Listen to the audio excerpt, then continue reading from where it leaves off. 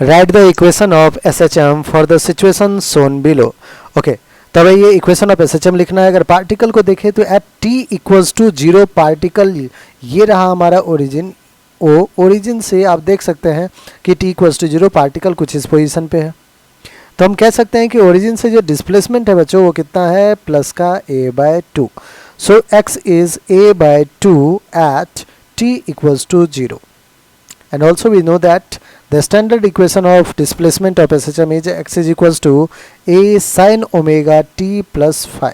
ठीक है, ये कब होता है, जब हमारा पार्टिकल मीन पोजीशन से चल रहा हो, when particle is performing SHM from mean position. But हमें तो यहाँ पे x is equals to a cos omega t plus phi लिखना होगा.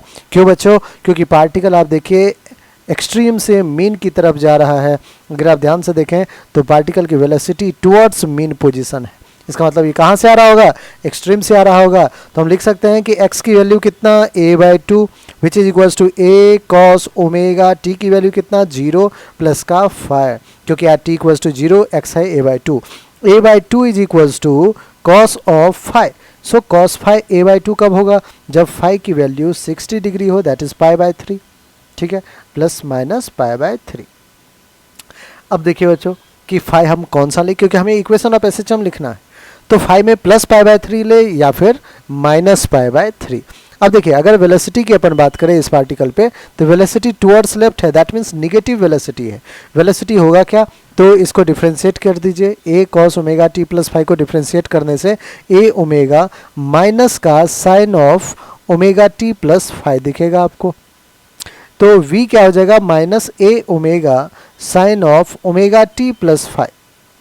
अब बच्चों डायरेक्शन क्या है, at t equals to 0 velocity negative है, तो माइनस का v is equals to minus का a omega sine of omega t that is 0 plus का फाई.